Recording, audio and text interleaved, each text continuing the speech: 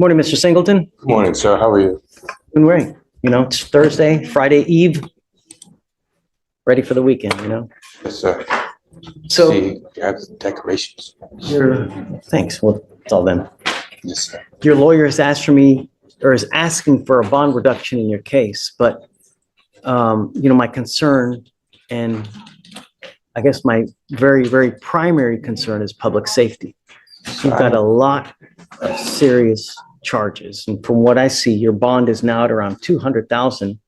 You've got two open aggravated. Right out of the gate, this looks simple, a non-payment of rent case for just over $3,300.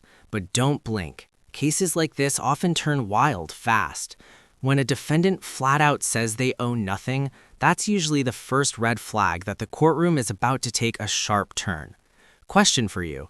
When someone says it's already paid, what kind of proof would you expect to see? Assault cases, and you got an assault of a family member with us. Our bond is set at 5,002. What did you guys want? Possibly looking for a PR bond due to the fact that his other two cases are extremely high. We believe that he should be able to bond out on that. We have been talks. He has been in talks with some family members regarding possibly coming up with money for the other two bonds, but reducing it here would possibly help him out regarding the overall amount that he will have to come up with. Well, so my concern is it looks like in September, he had an aggravated assault with a deadly weapon dismissed, right? I believe that case got filed twice, and they. So what's going on with the cases upstairs? And is it the same complaining witness as our case? There's two complaining witnesses on those cases, Judge, and it looks as though it's a different complainant with us. Is there a weapon involved? Is it a shooting? On the aggravated assault with a deadly weapon, Judge, so in the felony cases, there's two weapons involved, a machete and a gun, a 9mm handgun. Does he shoot at them? Does he shoot At them. So the state would be opposed to lowering bond, Judge, given the severity and the propensity to violence that the felony cases also show. Oh, I think I remember this case. It's about a neighbor, and it's either about like a fence or it's about some bushes or some, right? So the state's concern is community safety, Judge. So for those reasons, we would be opposed to lowering his bond. Even if it's not going totally to a PR, if it's possible to do 2,500, that would be great. I don't know, you know, I mean, we gave you a PR bond in this case. I let you out, right? And then you go out, you allegedly have these now two aggravated assault cases where in one, you point a gun at someone. Shoot them in the head. And if I remember, it's something so trivial over.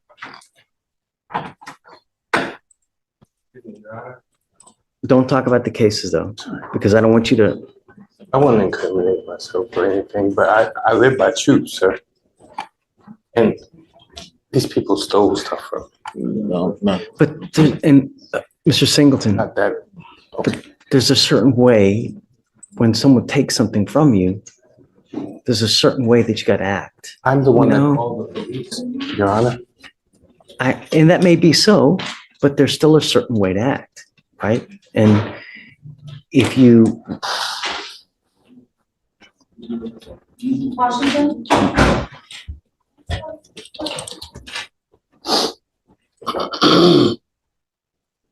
Refresh my memory because I just don't remember it. I can read. Yeah, go for it. Just a brief synopsis. On or about September 7th, 2024. And here's the moment that really matters.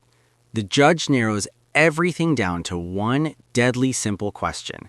Did you pay in US dollars or anything that accesses US dollars? This is courtroom reality versus theory. No matter how complicated the argument sounds, courts only recognize real payment, cash, checks, or verified accounts. Once the answer is no, the legal outcome is almost locked in. Complainant saw his truck when he was a local firefighter across the window with a 9mm handgun. The defendant then pointed the gun at complainant Sarver and demanded that the complainant get out of the car. When complainant Sarver got out of the car, the defendant stated that he would shoot the complainant in the head. Complainant Sarver advised that prior to coming home from work and having his incident with the defendant, the complainant too was also involved in an altercation with the defendant earlier in the night. The second complainant stated that an altercation arose between him and the defendant, which resulted in the defendant punching the second complainant in the face, causing him pain. The second complainant punched the defendant back, and the defendant ran to his house. Shortly after, the defendant returned with a machete in one hand and a stick in the other and was calling out for the second complainant to come out to the street. So it seems as though he pointed a gun at complainant 1, and then in complainant 2, he punched him, and then when the complainant punched him back, he came back with a machete and a stick. Sorry, Mr. Singleton, it's just too dangerous for me, man. I can't give you a PR bond. I already gave you a PR bond. We'll let you out, and then you pick up these 2 serious cases. You know, if we give you a PR bond now, if we were to lower, I mean, what's going to happen? You're going to pick up a 4th case? We're trying to prevent that from happening, you know? Order in the court. May I speak? But not about the cases, okay? Just because I don't want you to hurt yourself, you know? Yeah, I understand, Your Honor, but I don't recall you ever giving me a PR bond, sir. We gave you a PR bond on, in our case, we gave it to you on 8/12 of 24. I gave you a PR bond. We let you out of jail. You know, you had certain conditions that you're supposed to follow. No weapons, no contact with the complaining witnesses. And so here we are with 2 very serious cases. If you're able to bond out, and if you have someone, come back, talk, perhaps we can. That's it. Judgment entered. This case is a textbook example of how courts handle sovereign-style financial arguments. The judge didn't rule on beliefs, theories, or wordplay, only evidence and law. 5 months of unpaid rent plus a clear admission sealed the deal. So here's the big question for you. Was the judge being incredibly patient, or did this case go on far longer than it needed to?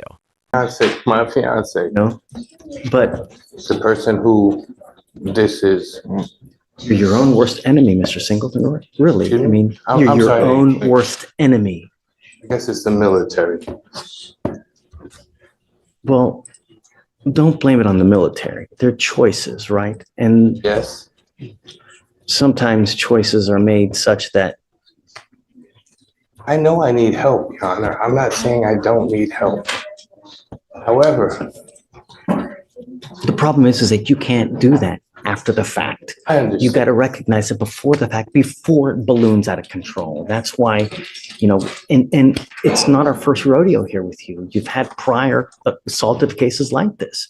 So you have to understand that when you get these feelings, these urges that you're going to lose, you got to try to take care of this beforehand. Now, why don't we have him TRAS'd?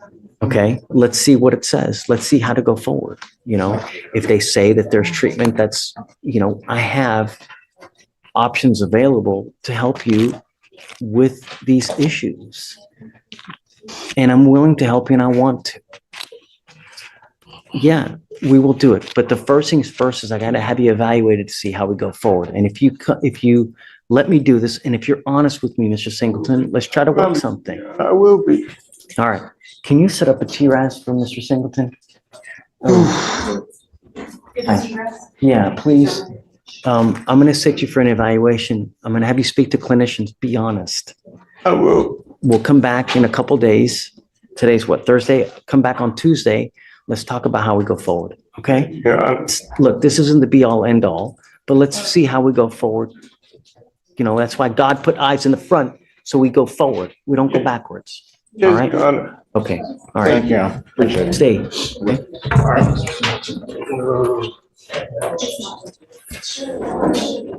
You know, Alan, you know, depending on what that TRAS says, it may also help with what upstairs to try to work out some kind of treatment program so that, you know, because it's all just anger, right? Yeah. That's the first time I've seen it actually. Like that, so it made me stop. it may be worth exploring because it'll help, hopefully upstairs as well. Yeah, thanks. Yes. Mr. He? Yes, sir. Good morning, Mr. He. Sir, you're charged with driving while intoxicated. You're facing up to 6 months in jail and or a $2,000 fine. We are going to do probable cause. You have the right to remain silent. Anything you say can or will be used against you. You have the right to have an attorney present. If you cannot afford one will be appointed to you, sir.